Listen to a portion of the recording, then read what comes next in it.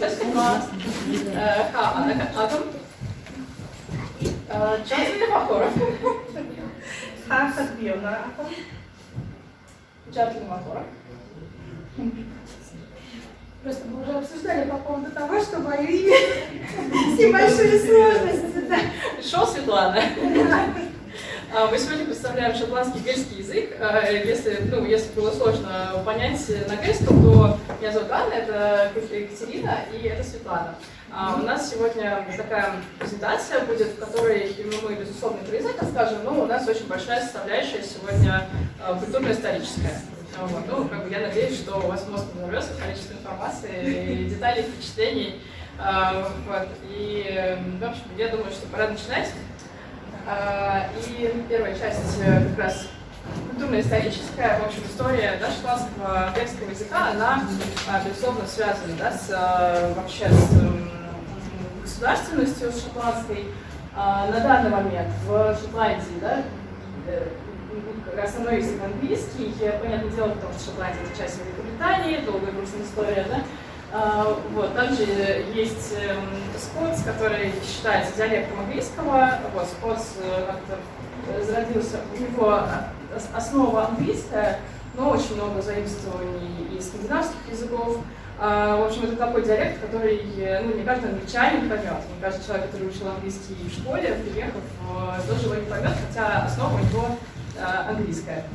И язык, о котором мы говорим сегодня, галик, это шотландский гельский язык, собственно, на котором говорят национальность под названием гэлы. Можно следующий. Откуда он пришел? Да, он пришел, в общем-то, из Ирландии язык, то есть это не коренной язык шотландцев. Когда-то на земле Шотландии, на шотландской земле жили другие народы, ивриты, и пикты, где-то с 4-5 века начали переселяться туда ирландцы, так мягко распространяться, и в итоге все это выросло в шотландское государство, которое, по сути, произошло от где, по сути, царствовали ирландцы. Дальше языки развивались каждый своим путем, то есть нельзя сказать, что шотландский гельский язык — это диалект ирландского, не дай бог, прости господи. Это совершенно самостоятельный язык, хотя они ближайшие родственники — шотландский гельский и ирландский гельский.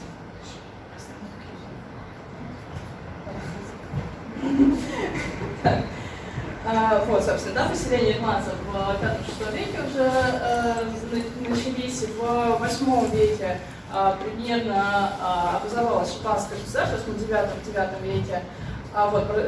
Это была, в общем-то, развитая такая крепкая цивилизация, и на самом деле английская, англосаксонская цивилизация, государство, оно очень сильно отличается от шотландской и ирландской цивилизации. И вообще, эти кельтские государства ранние, Ирландия и Шотландия, они были достаточно просвещенные в плане права, образования, это старейшие университеты, они как раз в Ирландии и Шотландии.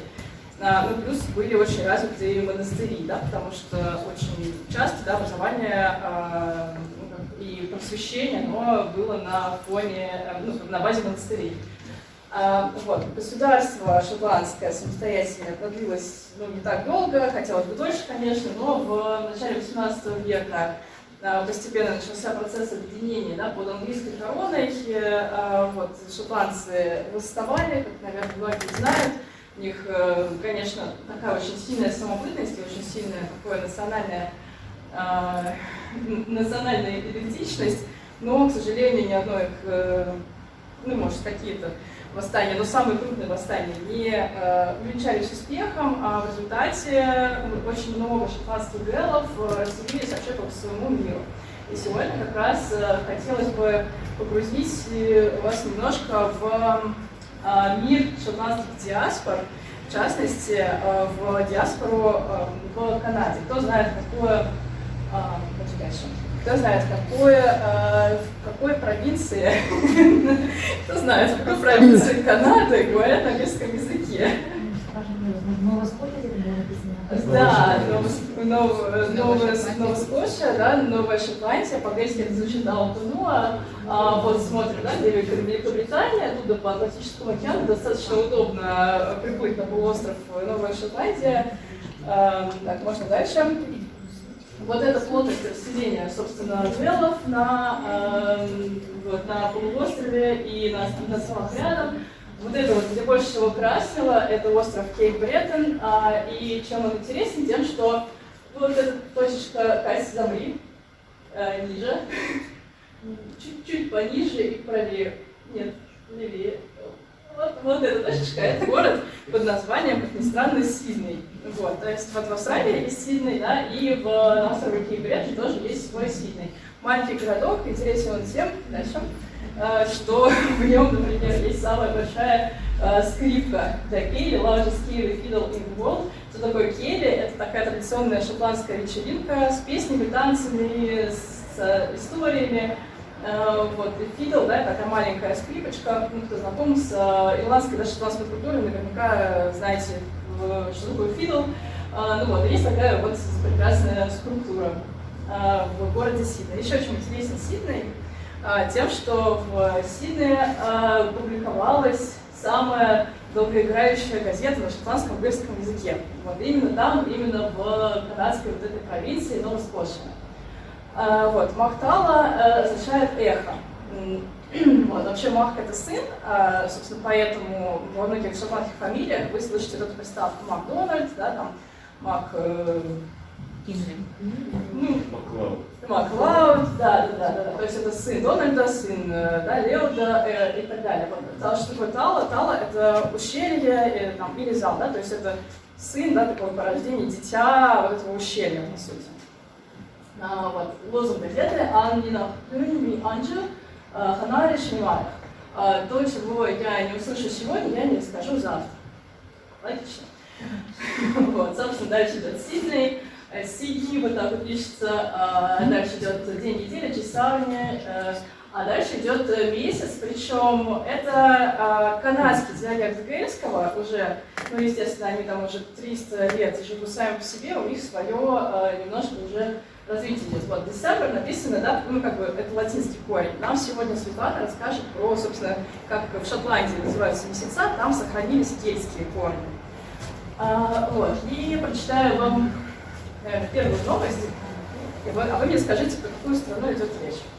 Да? Да. Куда читать? Где читать? Сейчас, вот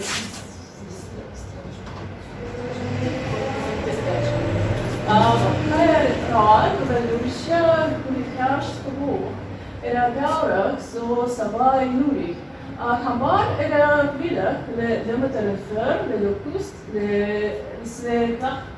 Да. Вот, про какую страну идет речь? Ну, Россия, наверное. Про Россию, да. Да, увидели, да, что 1892 год. О чем идет речь? Что говорят, что в Россия в этом году будет такой же бедной, как и в прошлом, потому что весь урожай, значит, уничтожен кузнечиками, саранчой и еще каким-то гнусом. Вот. Что еще здесь интересно, то что вот это слово «дематеренфер» означает «дематерен» — это дельфины, а «фер» — это трава. То есть кузнечики — это травяные дельфины. Вот. Такое очень милое название. Вот. И вообще в шотландской лексике это такая фишка, такие составные слова, которые из разных корней состоят. Вот это прям очень интересно. Вот. Такое немножко иносказательная метафора. Вот. Остальные все новости, тут всего 10 новостей, я вам прочту в формате новостной сводки. Вот. Наслаждайтесь. Да. 769 человек погибло от холеры на прошлой неделе в Санкт-Петербурге. Опять Россия. Сэр Джон Эббот отказался от поста премьер-министра из-за плохого здоровья. Я была покрыта бородавкой, пока не попробовала рябейную настойку Blood Bitters, пишет миссис Джин Десмонд из Галифакса. Пока властям не удается поймать Джека-потрошителя. Ходили слухи, что его повесили в Австралии этим летом, но недавняя серия жестоких убийств это опровергает. Странные новости из Гамбурга. Птицы покинули город за 2 дня до вспышки холеры, как будто знали о скором приближении болезни. 40 тысяч маленьких детей в Лондоне не идут утром в школу, не съев ни крошки хлеба. Сэр Чарльз Таппер отправляется обратно в Канаду после заключения торгового соглашения с Францией. Сироп из норвежской сосны доктора Вуда поможет избавиться от простуды, больного горла и всех видов кашля. И в России солдаты одного из полков устроили мятеж из-за жестокого обращения офицеров. Вне всяких сомнений, всех мятежников ждет очень суровое наказание. Как вы видите, в России, видимо, Россия была в центре внимания всего мира, в том числе Канады, Судя по всему, всегда. Грецкой Канады, так и остается. Очень интернационально у нас маленького города Канады. Да, именно. Вот. Большая часть новостей про Россию, 2 внутренние новости, 2 рекламы, 2 про холеры, из которых одна про птиц. Вот. У всех сложилось мнение, что во всем мире хуже, чем в этом городке. Да. Мне кажется, это стратегия. Хорошо, конструктивная. Все, передаю слово Екатерине, она нам больше расскажет про язык.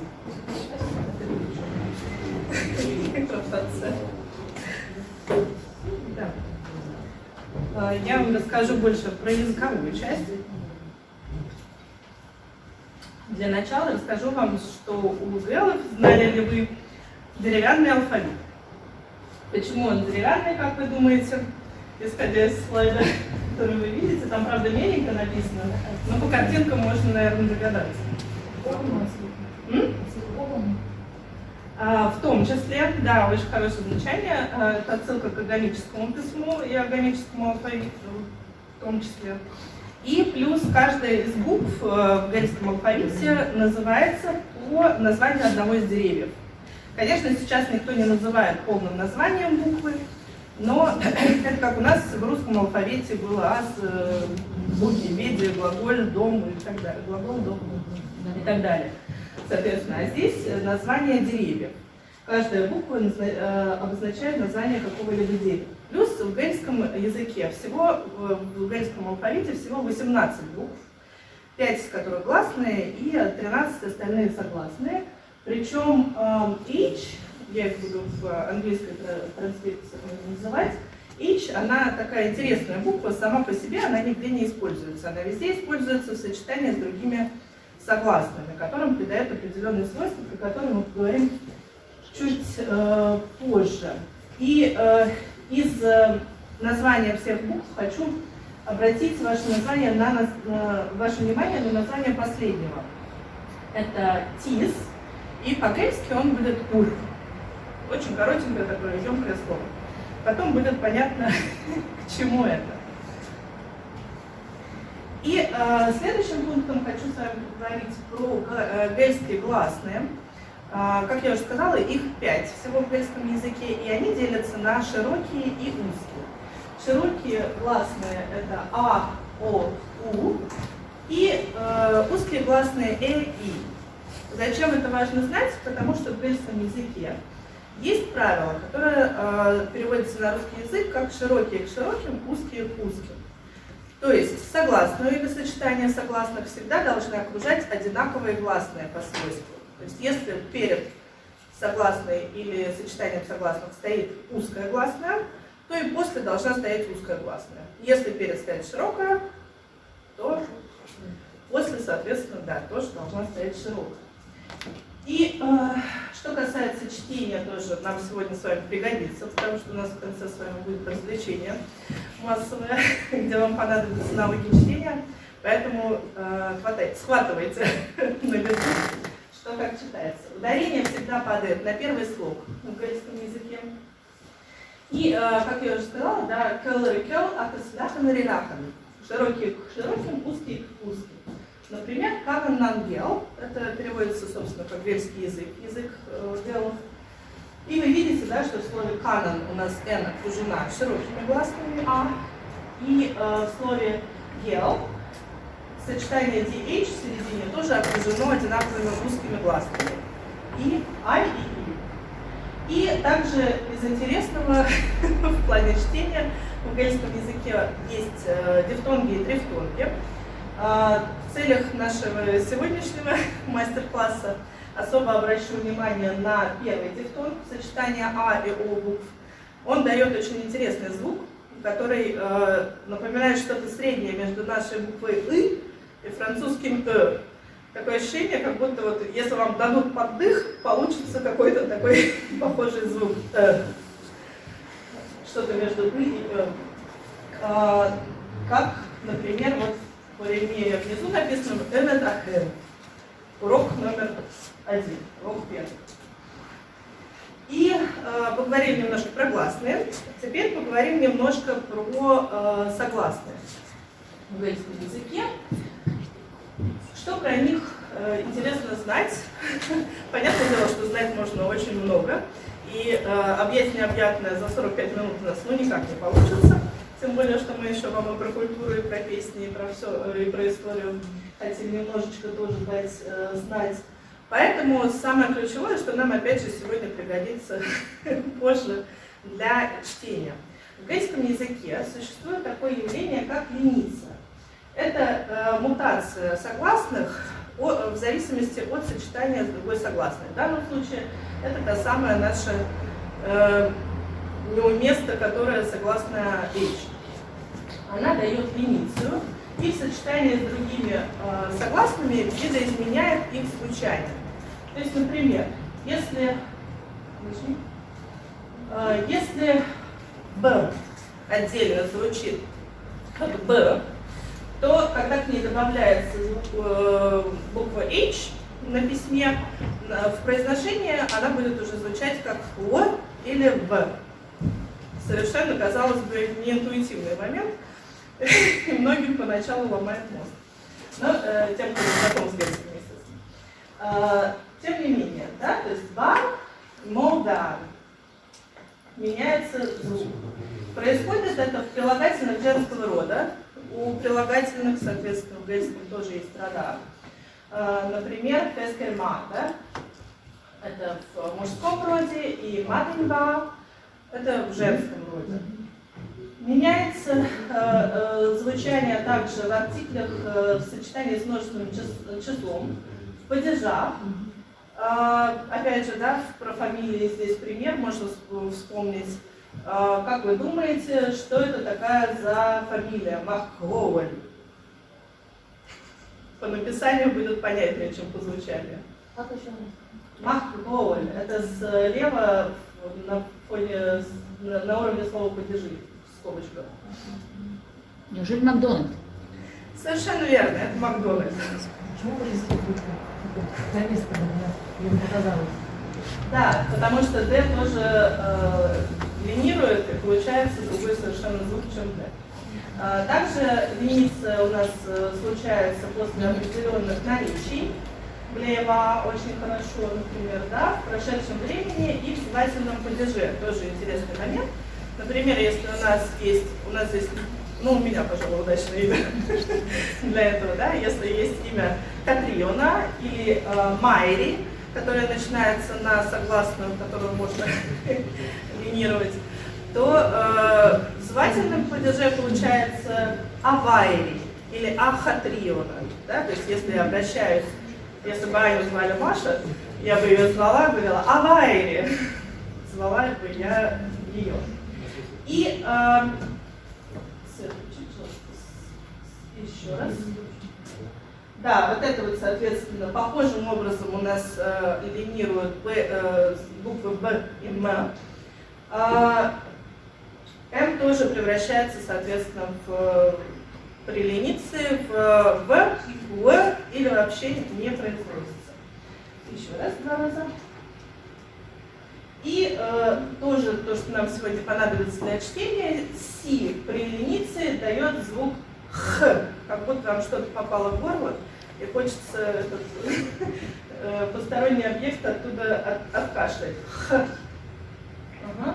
И также у нас, также у нас есть явление для согласных, которое называется палатализация.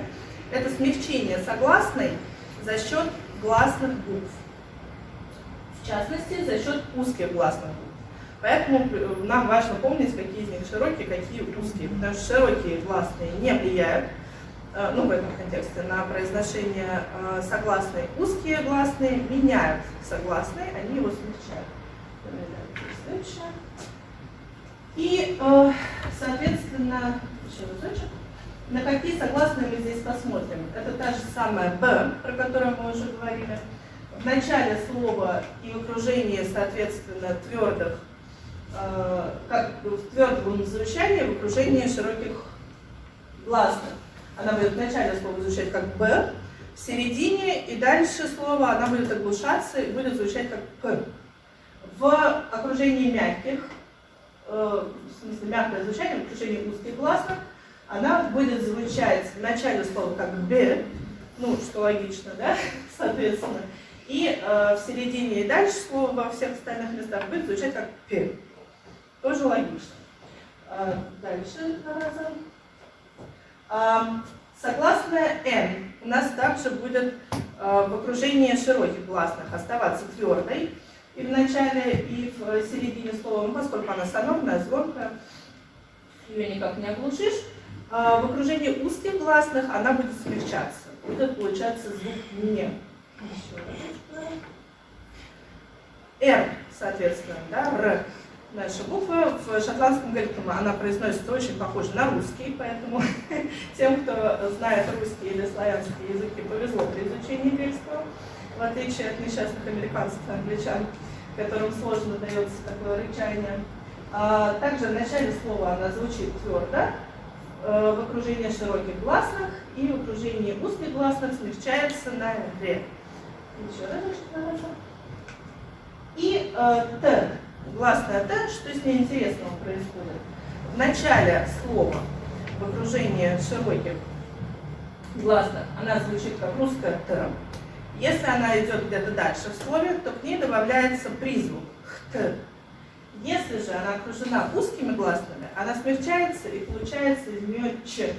В начале слова «ч», в середине и дальше в слове «х-ч», потому что добавляется тот же самый призвук. И также в гельском есть еще некоторые интересные моменты, касающиеся чтения. Некоторые сочетания букв, которые читаются особым образом и не попадают в правила таблички, которые мы только что смотрели. Сочетание CHD произносится как «х». Когда вы его видите, это тоже нам понадобится сегодня, когда Света будет рассказывать вам про месяца, вам это пригодится. Например, «анох».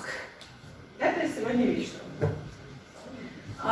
Сочетание вот такое вот через дефис Т и С, оно дает только звук Т. Например, да? Что вы видите? Как вы прочитали слово «сентябрь»? Кто смелый? Антултен. Ударение, да, очень хорошая попытка, супер. Ударение всегда идет на первый слог, поэтому антултен. Смягчается «н». И, соответственно, да. И сочетание «рд», «рт» в обоих случаях дает звук «ршт». Например, в слове «актшпойл», «спойль» — это высшая школа, или «кяршт» — правильно. И еще интересное грамматическое явление в гельском языке — это спрягаемые предлоги. Есть ли такое в этом мире? В зависимости от того, про кого идет речь, предлог будет звучать по-разному. Например, предлог «с». Для меня он будет звучать «лям». Для тебя, когда я говорю «с тобой», он будет звучать «лях». Когда я буду говорить про вас, что-то с вами, я буду говорить «лив». Например, что у нас там? «Столям» мне нравится, «тахпалях» — «спасибо тебе». Если я обращаюсь к кому-то старшему или кому-то незнакомому, я буду говорить «тахпалив» — «спасибо вам». Предлог «у меня» — «акам». Это если я говорю про меня, «акам» — «у нас», «акам» — «у тебя». «Ха гелик акам» — «есть гельский у меня». Что вы, как вы думаете, это переводится на нормальный русский язык? Конечно, совершенно верно. «Ха» — глагол «быть», «галик» — это, соответственно, гельский язык, «акам» у меня есть гельское имя. Предлог на орем, оршт, орень, орен. Соответственно, на вас ха, антахтис орен. Вы голодны. То есть как бы вы это перевели, если дословно разбирать? Ха – это глагол быть. На тебе есть голод. Конечно, да. На вас, да, потому что это множественное число. На вас есть голод на вас. И теперь попробуйте перевести фразу. Нет. Нет. Назад. Так, точно, ребенок. Где нету, видимо. Может, не та версия. Это не та версия. Ты скачивала спочек своей? Дальше. Так, хорошо. Ну, тогда следующее я передаю, не пробую перевести фразу самостоятельно, если только устно, и посмотреть на предлоги. Фраза такая хагил, апин, орет. Да, правильно? Там был подсказку написано. Хагил, апин, орет. Слово girl, очень благозвучное, по-гельски означает любовь. Хагел, апин, орев. Мы вас любим. Да, мы вас любим. Все, передаю слово моей коллеге. Она вам расскажет про... Да, если я расскажу вам про то, как ассоциация отрезки беременности во время месяца.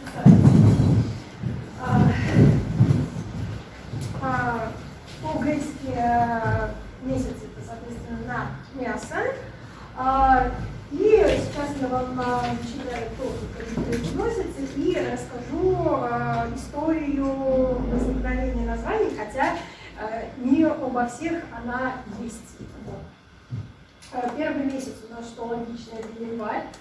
Амфела происходит от старинного ирландского слова «фейл», которое переводится как «волк», и январь переводится как «волчий месяц».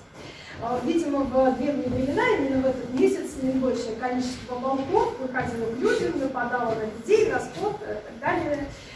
Вот. А может быть, здесь какая-то была ассоциация, похожая с русским языком, то есть мы называем волка лютым, есть такое прилагательное по отношению к волку, и морозы мы тоже можем назвать лютыми, то есть может быть это просто самый холодный месяц, и здесь точно такая же случилась ассоциация. Следующий месяц у нас февраль, ангеран.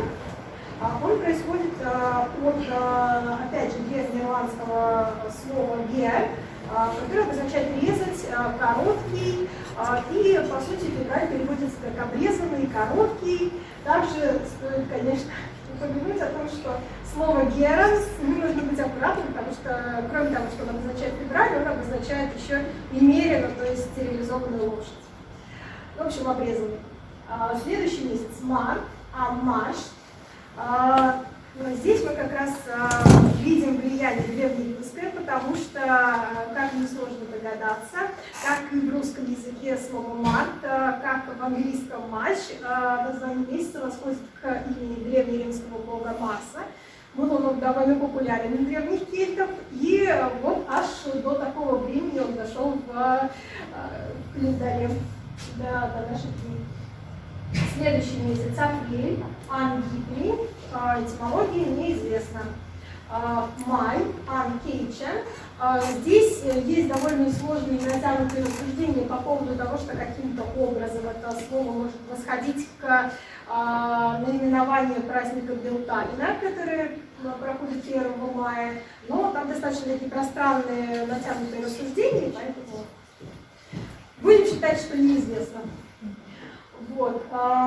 Следующий июнь, антоклис, тоже неизвестная этимология.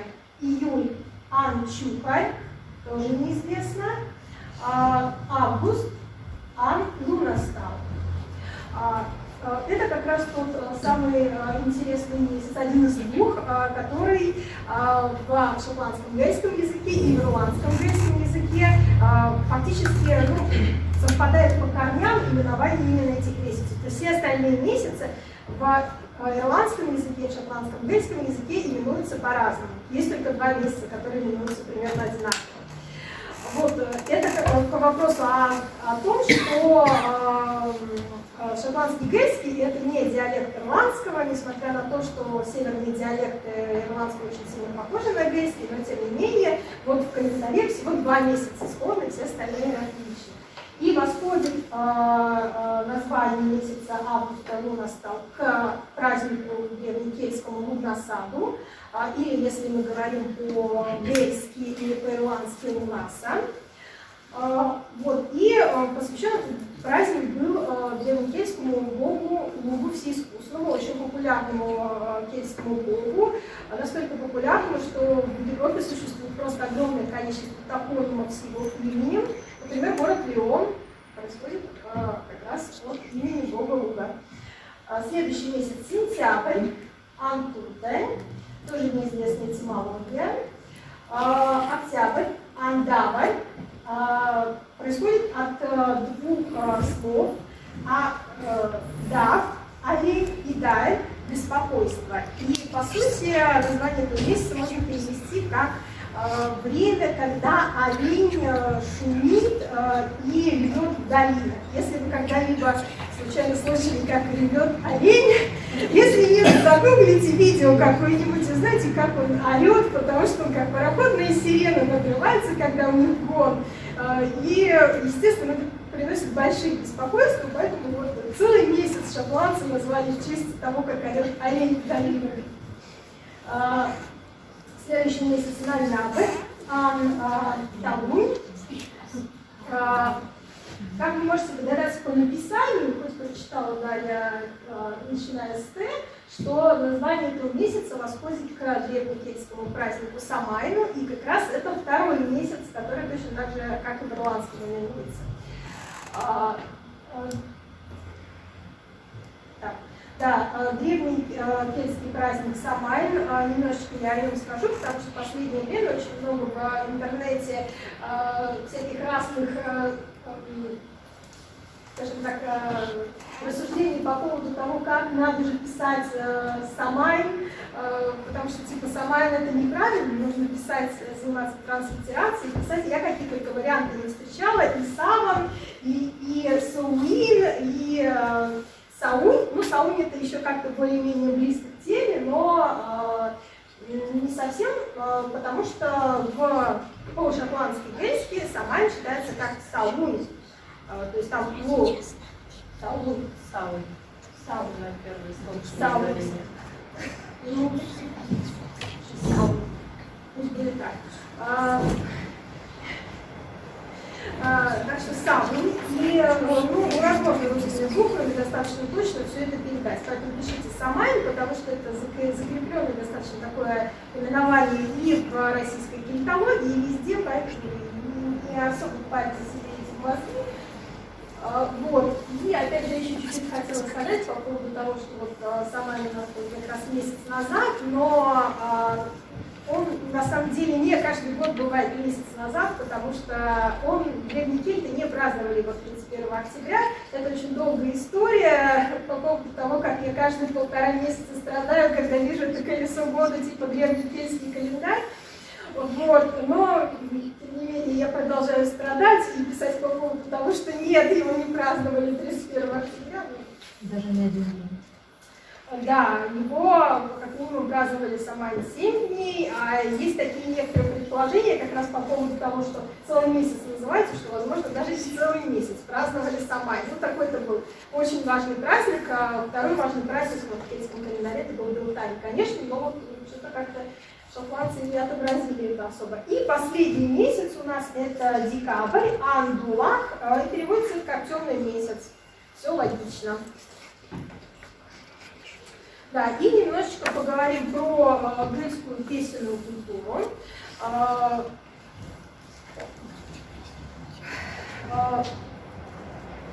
Традиционную гельскую песенную культуру можно разделить на 2 таких больших пласта. Это ну, условные пласты. Об одних из них важнее будет язык, а в других из них важнее будет ритм. Ну, то есть это условное такое разделение, но тем не менее. Как раз к тем жанрам, в которых важнее язык, относится вот жанр шанос. Это длинная песня повествования со множеством вокальных украшений, как правило, она исполняется без музыкального сопровождения, то есть такое что-то, по мне, напоминающее какие-то русские былины или что-то такое песня повествования. Также к этому пласту жанров относятся заговоры и благословения, естественно. Вот есть такое, например, интересное песня «Заговор», которая посвящена тому, что если на вас напали крысы, вам нужно спеть специальную песню, в которой вы высмеете этих крыс, они начнут посыпать голову пеплом, от стыда сгорят и уйдут от вас и погибнут. Что? Древнеиранская песня «Флот» это в любом варианте. Ну, возможно, да, но тут есть шотландская такая песня. И, конечно, церковные песнопения, естественно, шотландский и гельский язык не обошли стороной.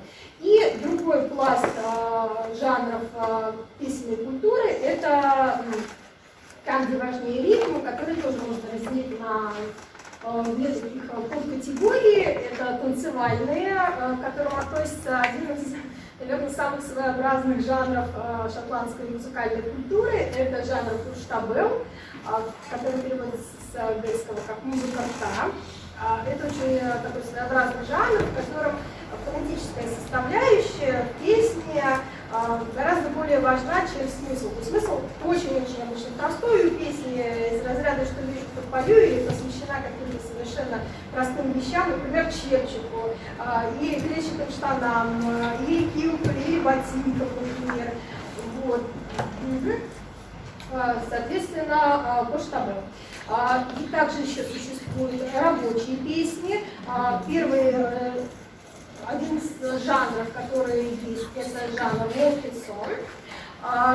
Их по-разному переводят, песни прачек, рабочие песни, очень по-разному. Этот жанр появился специально как сопровождение для валяния шерсти, для получения твида. То есть их там нужно специальным образом хорошо обрабатывать, для того, чтобы получился качественный материал. Их в мыльной воде очень долго обваливают, вымывая из них остатки грязи, жира, который был на волокнах, и плюс дополнительную усадку существует. Вот и получается такой, соответственно, качественный материал. Да, и здесь неправильная презентация. Так. Да. Вот. И, соответственно, последний жанр, о котором мне бы хотелось упомянуть, это грибные песни. То есть, как понятно, что по названию, что это песни рыбаков, песни моряков, которые выходили там на промысел в море или в многочисленные озера Шотландии. И, в общем, им там все время было весело. Есть, например, песни, где они отгоняли от себя ведьм во время всего этого действия. В общем, и ритмично ты гребешь под эту песню, ведьма, конечно, в общем, хорошо. Да, и поговорим о современном, скажем так, состоянии музыкальной греческой культуры. Ну, конечно же, слушай, мы про Walking Song видео не включили. Давайте дальше пойдем, у нас 5 минут осталось. О, хорошо, ладно, тогда я не буду. Тогда мы без видео останемся, я быстренько расскажу, верни тогда тот файл, я сейчас быстро расскажу. Ну, то есть вы здесь видите, пропустим мы чужестранку и храбрую сердцем. Вот, вы все о них знаете. Поговорим немножечко о таком явлении, как МОД. Это фестиваль шотландской гельской песни, искусства и культуры. МОД проводится ежегодно. Есть, скажем, такой самый большой общенациональный МОД, который называется Royal National МОД. Он такой большой, он проводится долго, сколько, неделю, две? В общем, долго. Вот. Существуют еще всякие разные региональные моды, которые обычно длятся 1-2 дня, и они больше напоминают керри, но тем не менее вносят большой вклад в гельскую культуру, потому что мод – это фестиваль, который принимает форму до соревнований, то есть там соревнуются певцы, музыканты, хоры, чтецы самые различные и так далее и тому подобное. То есть там чего только нет в плане культуры и искусства. И, соответственно, еще хотелось бы упомянуть о таком проекте, как Fashion Nangel. Это проект, который посвящен связи молодых исполнителей с носителями традиций. То есть это национальная ассоциация, которая проводит самые различные мероприятия по поводу того, чтобы исполнители контактировали с носителями песен, с носителями гельского языка, узнавали новые какие-то песни и исполняли. Вот вы можете зайти на их сайт и поподробнее все это посмотреть, почитать, насладиться их шикарным плейлистом на ютубе, ну, в общем, вот так вот. И, Ань, это проект. Да, может быть, мы ее перенесем до конца. А сейчас сделаем мастер-класс. Ну, можно так. Давайте так. Ладно, все, мы хотели спеть вам песню, но мы споем песню вместе с вами. Да, мы хотели спеть, можно? Да. Современную относительно 70-х годов песню на гельском языке, сочиненную, соответственно, группой Ранри. Их Да, как раз это вон там 4 волосатых мужика в углу. Да, ну для тех, 70-х. из 70-х, да. Для тех из вас, кто пойдет на концерт, мы ее там исполним, приходите, послушайте. Мы там тоже про фильмчик, наверное, расскажем про ее историю. А сейчас мы хотим с вами про ботинки поговорить. И, собственно, да, брок у нас сначала ботинки, даже, может быть, слышали, есть такие ботинки, которые называются броги. Собственно, они пошли из, ну, скорее всего, из ирландского, ну, вот из гельских языков. Да. Вот, что мы предлагаем делать? Сначала с вами вместе повторить слова, а потом вместе с мелодией их спеть.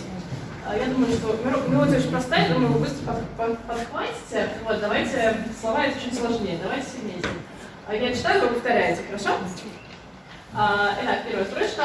Хаброка нур, акам анох. Вместе. Хаброка нур, акам анох. Брока нура, брока нура. Брока нура, брока нура. Брока нур, акам анох. Брока нура, акам анох. Арин торматалер. Арин торматалер. Грену нашнафрикан. Грену нашнафрикан. Нашнафрикан, нашнафрикан. Нашнафрикан, нашнафрикан. Грену нашнафрикан. Грену нашнафрикан. Арин торматалер. Арин торматалер. Вот, если, ну, да, смысл, это та самая песня, где важнее ритм, чем то, что в ней поется, вот, чем смысл. Вот, ну, смысл очень простой, да, что у меня новые ботинки,